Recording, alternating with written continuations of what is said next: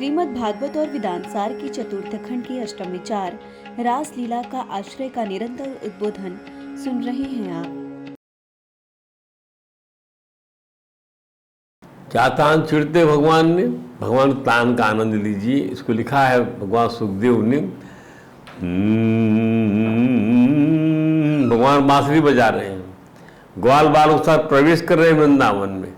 वृंदावन जो है शरद की ऋतु है, वर्षा समाप्त हो चुकी है, फूल खिले हुए हैं, कमल खिले हुए हैं और आनंद का समा बंधा हुआ है। उसमें भगवान ताल छीड़ते हुए बांसुरी में आनंद दान करते हुए आनंद आता। क्या लिख रहे हैं भगवान सुखदेव?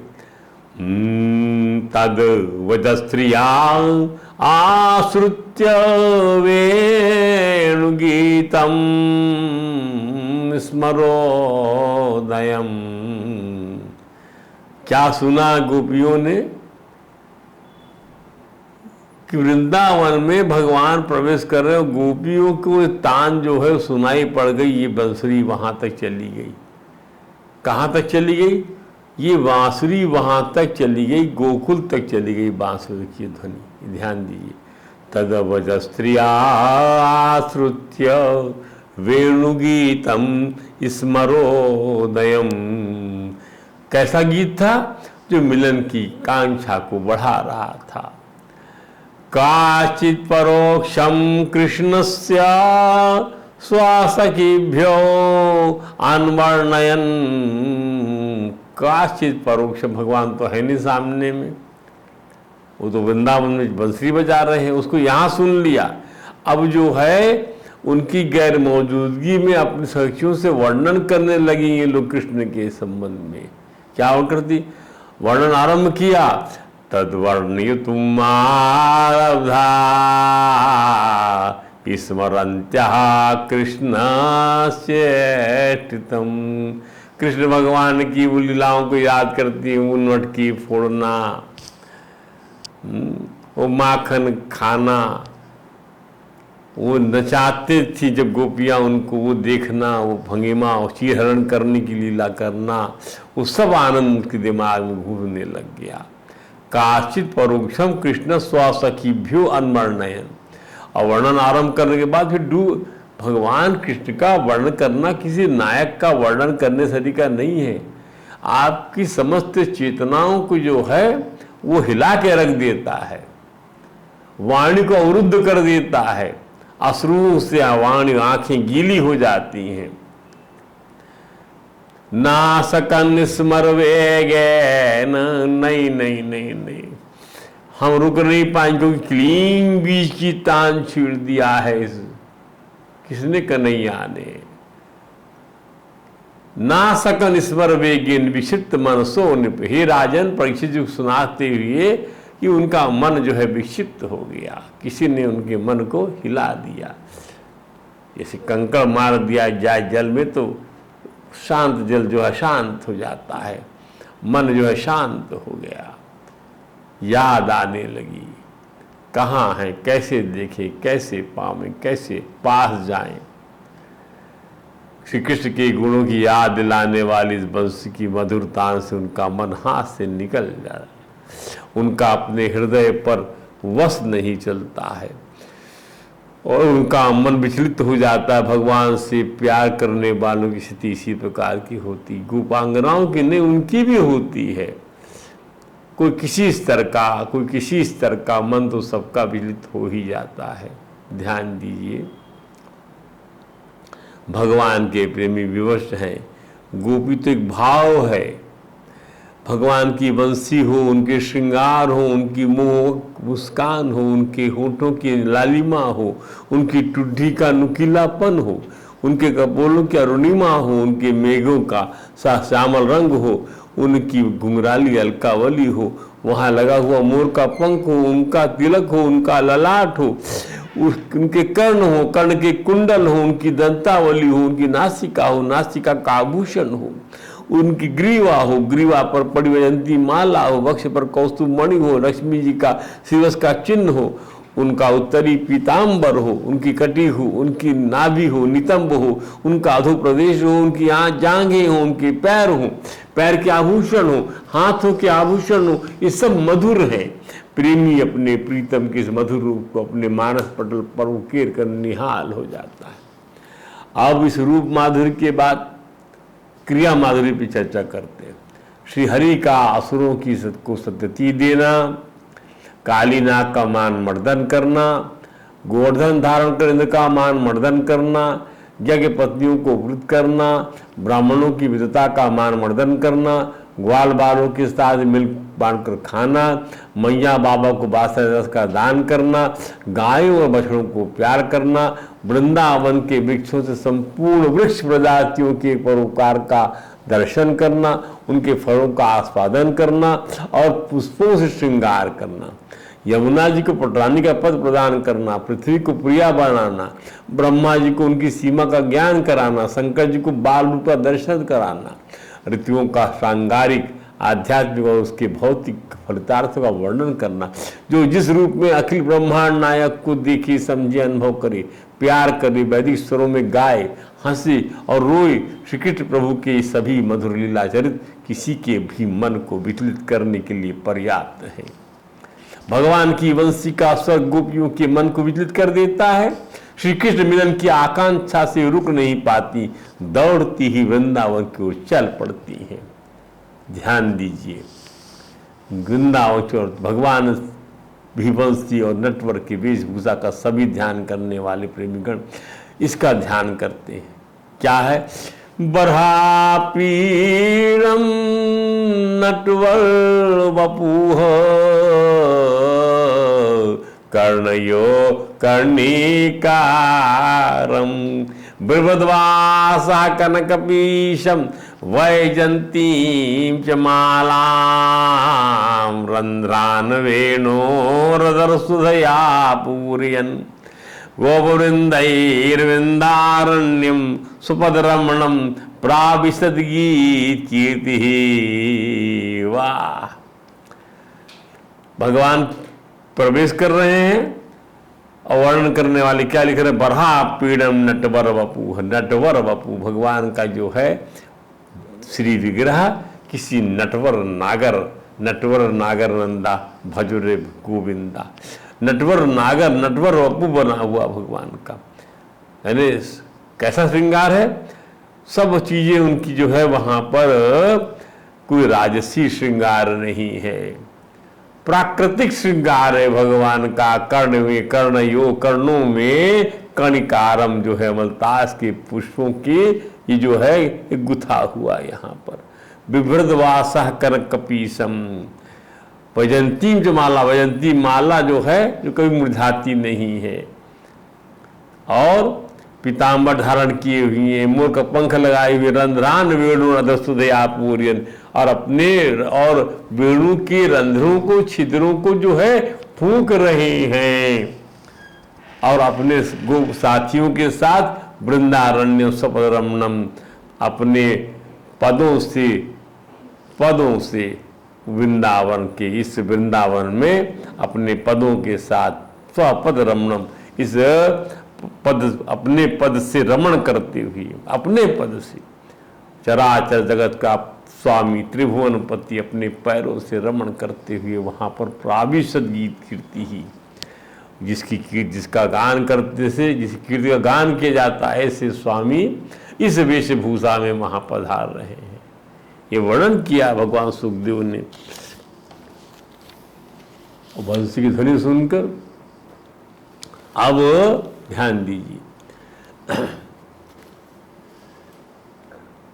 यह मोर का पंख धारण किया, यह श्री राधा रानी के मोर का पंख है जो श्री राधा रानी के साथ नाचते समय गिर गया था।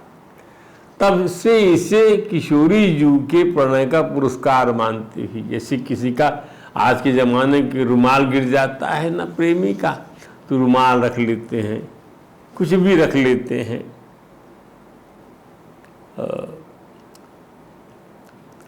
कोई भी ओढ़नी रख लेते हैं, इस प्रकार से। भगवान श्याम सुंदर इसे अपने माथे पर धारण करते। किशोरी जी का ये मोर पंख है जो नाचते हुए गिर गया था, इसको हम हमेशा लगा के रखेंगे। इसको वह रत्नों से जटित मुकुट से कमतर नहीं मानते। इस आज भी मुकुट में जब तक मोर का पंख ना लगे वह मुकुट जो है वो लाडली जी को जो है पसंद आना चाहिए। आपको पसंद आए इससे मतलब नहीं, लाडली जी का मुकुट होना चाहिए उसके साथ जुड़ा हुआ। ठाकुर जी की ओर देखने पर मोर के पंख का वह मुकुट प्रधान हो जाता है और धातु से बना हुआ मुकुट उनके प्रेमी जनों को उतना आकर्षित नहीं कर पाता। रासलीला में नर्तन होता है तो मोर से बढ़कर नाचने का कौन निपुण है। मुकुट पुरुषार्थ का प्रतीक है और मोर पंख का मुकुट प्रेमी बनने का प्रतीक। ध्यान दीजिए, जहाँ पर आप मुकुट लगाएंगे तो मुकुट क्या होता है, किसी के पास मुकुट बन पुरुषार्थ, भाई तो दमदार आदमी से कुछ और है, और यदि वहाँ पे मोर का मुकुट लगा दिया जाए तो क्या हो जाएगा, प्रेमी है, ये तो बावला है। पुरुषार्थ को गौण समझकर प्रेमी बनना है। मन बुद्धि दे दीजिए, हमको प्रेमी बनना है। समझना है कि हमारा प्रीतम नटवर बपू है, वह समस्त स्वेदज अंडज उद्भिज जरायुज प्राणियों की आत्मा है। जैसा प्राणी होता वैसा ही उसका शरीर होता है। 2 पैर वालों से 4 पैर वाले नहीं हो सकते। ऐसा कोई प्राणी नहीं बचता जिसकी आत्मा भगवान श्री कृष्ण ना हो। भगवान श्री कृष्ण ही सबकी सब प्राणियों की आत्मा है और उनका कलेवर नटवर का है। वे नाट करने में श्रेष्ठ और अभिनय कला में कुशलतम है। उनके दिव्य शरीर में सौंदर्य विन्यास की दामिनी दमकती है। हमारे प्रीतम का ऐसा ही दिव्य कांतिमय स्वरूप है। पुरुषार्थ को गौण समझकर अपने प्रीतम का ऐसा अनुभव करना है। उनकी त्रिभंगी मुद्रा ही तो नटवर बपू है। यह मुद्रा साधारण शरीरधारी की हो ही नहीं सकती। श्री हरि अपने इस दिव्य शरीर के दोनों कणों में अमलताज जैसा पीला फूल लगाए हुए ये गंध रहित होता है। ठाकुर जी वृंदावन प्रवेश कर रहे, इसलिए उन्होंने वन की वस्तुओं से, वन के फूलों से श्रृंगार किया हुआ। भगवान श्री कृष्ण का ध्यान करने पर कानों के कुंडलों का ध्यान आता है, परंतु यहाँ कुंडलों का स्थान अमलताज के फूलों ने ले रखा है जो गंध रहित है। श्री हरि को गंध की आवश्यकता नहीं है। उनके अंग वस्त्र से उस रंग का पीलापन मिलना चाहिए। उनके अंग वस्त्र से उस रंग का पीला अंग वस्त्र है तो पीला फूल होना चाहिए, मैचिंग होना चाहिए। वे स्वर्ण जैसा चमचमाता हुआ वस्त्र पहने हुए, विभ्रत बासम कनकम्बीशम, पीला रंग प्रीति और सुख का प्रतीक है। हल्दा लेपन भी इसलिए तो किया जाता है। श्री वे वैजंती माला पहने हुए हैं। यह 5 प्रकार के रंग बिरंगे फूलों से बनाई जाती है और पर्याप्त लंबाई की होती है। अजान तक होती है, अजान घुटने तक होती है।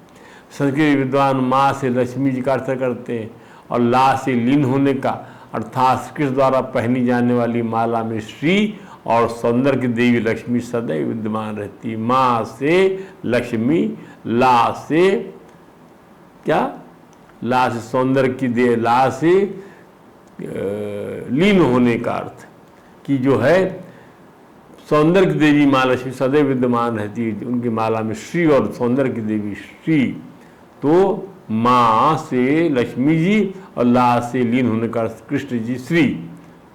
तो वैजंती माला में दोनों ही चीजें, श्री देवी और जो है लक्ष्मी देवी। अब प्रेमी भक्त श्री कृष्ण के होठों की ओर निहारता है तो वहाँ बंसी के छेदों को फूकने से भगवान दिखते हैं। छिद्रों को फूंक रहे हैं। रंध्रान वेणु अधर सुधया पूर्यन गोवृंदय। तो वंशी के शरीर तो दिव्य है तो हर वस्तु दिव्यता लिए हुई है ना। वंशी के छिद्रों को भरते हैं ठाकुर जी। शरीर दिव्य है तो हर वस्तु दिव्यता के लिए हुई। वंशी के छिद्रों को अपने होठों के अमृत से भरते हुए अपने प्रीतम श्री कृष्ण ग्वाल बालों के साथ वृंदावन में प्रवेश करते हैं। ग्वाल बाल उनकी कीर्ति का गान कर रहे हैं, गीत कीर्ति है। वृंदावन धाम हमारे प्रीतम की चरणार बिंदु की छाप से भरा हुआ है। हर जगह उनके चरण चिन्ह है। वृंदावन साक्षात वैकुंठ का ही तो भाग है जिसमें गिरिराज और यमुना जी सम्मिलित हैं। इस वृंदावन को ठाकुर जी श्री राधा रानी के कहने पर और उन्हीं के साथ नित्य प्रणय लीला के लिए आनंद की धरती पर स्थित करते हैं।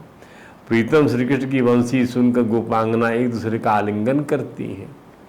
भगवान के प्रेमियों को एक दूसरे के गले मिलना चाहिए। अपने पुरुषार्थ को उतार फेंक कर समर्पण की वृत्ति को धारण कर प्रीतम की चर्चा करनी चाहिए और कहना चाहिए, बावरी ये अखियां जरी जाएं जो सांवरो छोड़ निहारती गोरो। बावरी ये अखियां जरी जाएं जो सांवरो छोड़ो निहारती गोरो। सांवरापन चाहिए हर जगह पर, वही रंग छाया होना चाहिए। इसका अर्थ ये है कन्हैया शरद पूर्णिमा को गोपियों के माध्यम से हम सभी प्रेमी जनों को रास के लिए बुलाने वाले हैं। रास में सम्मिलित होने के लिए आवश्यक है कि हम अपने पुरुषार्थ को त्याग दें, एकमात्र अपने प्रीतम श्री कृष्ण प्रभु का आश्रय धारण करें। रास में उनका सानिध्य पाने के लिए मोर पंख धारण की हुई उनकी मोह मुद्रा का ध्यान करना सीखें, उनकी वंशी का ध्यान करना सीखें, उनके अधरों से निःसरित अमृत सुधा का ध्यान करना सीखें और अनुभव करें कि यह अधर सुधा वंशी की ध्वनि के साथ चराचर सहित ब्रह्मांड के सभी प्राणियों के हृदय में काम बीज का स्फुरण कर रही है। यह काम बीज रजोगुण समुद्र नहीं है, ध्यान दीजिए। काम का रजोगुण काम क्या है? काम ऐसे क्रोध रजोगुण समुद्र, ये काम रजोगुण समुद्र नहीं है, इसमें रजोगुण तमोगुण नहीं है, सब सत्व ही सत्व है। इसलिए तो हमें भी ऐसा सोचना चाहिए जैसा गोपांगनाएं व्रजवनिताएं सोचती हैं कि बांसुरी ने ऐसा क्या शुभ कार्य किया, किम आचरत अयम कुशलम विश्व वेणु गोपिका नाम दामोदर सुधामपि स्वयं भुंगते यद अवशिष्ट रसम। ये क्या पुण्य किया है इस वेणु ने कि दामोदर जो है हमारे हक की जो है हमारे हक का भी जो है आधारपान ये वेणु करता है। क्या कर लिया इसने, क्या किया इसने, कौन सा आचरण किया है? श्री कृष्ण के अधरों की सुधा हम गोपियों की है, हम जैसे प्रियों की है, जिसका यहाँ बंसी अकेले ही भोग कर रही है और थोड़ा भी अवशिष्ट रस नहीं छोड़ रही है। बंसी के वृक्षों को सींचने वाली नदियाँ प्रसन्न हो रही हैं, अथवा यूँ अनुभव होता है बंसी के पुण्यों सराहना करते हुए उसके पूर्वजों के असुरों से पूरित है ये नदियाँ और आनंदित हो रही हैं। इस भाव का संपूर्ण श्लोक श्री सुखदेव जी महाराज द्वारा श्रीमद् भागवत में इस प्रकार से कहा गया। क्या?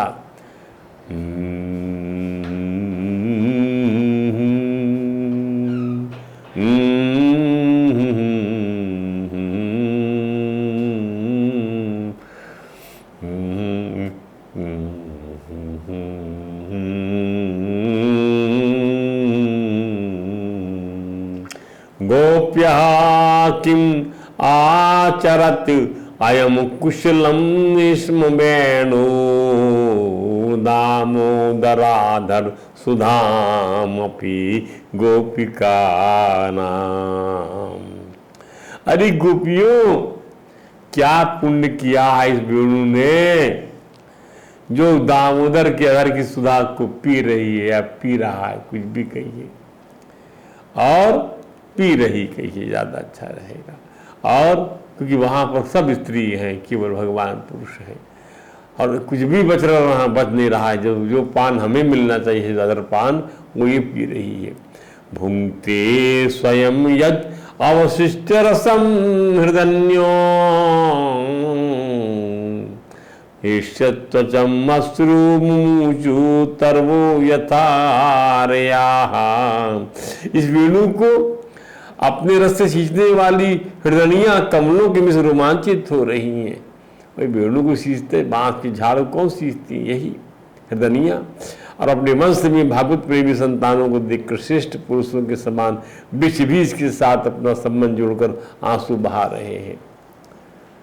हमने तो देखा साउथ में बांस के झाड़ का और कदम केले के वृक्ष का विवाह कराया जाता है।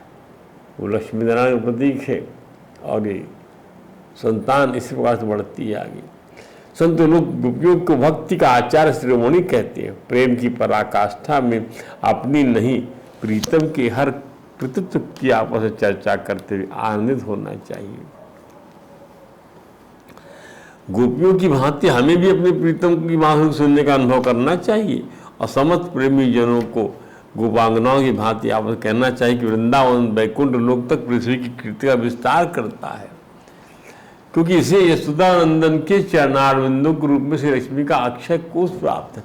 वृंदा, ये पूरा वेणु गीत है, कुछ पद हम आपको सुना रहे हैं।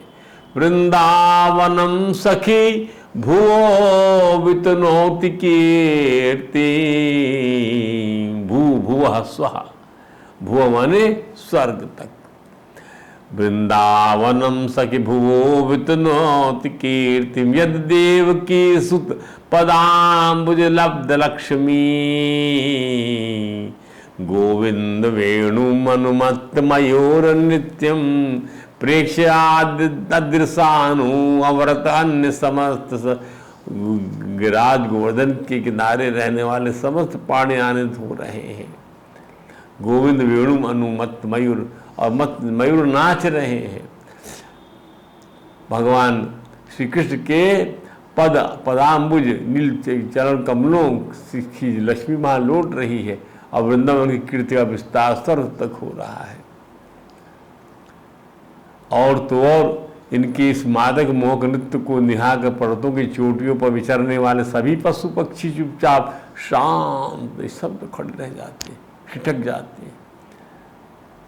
भगवान श्री कृष्ण की वंशी की मधुर तान सुनकर अज्ञानी पशु योनि में जन्म लेने वाली हिरणी अपने नर हिरण के साथ हमारे प्रीतम के पास पहुंचती है और स्नेह भरी आंखों से भगवान की पूजा करती है।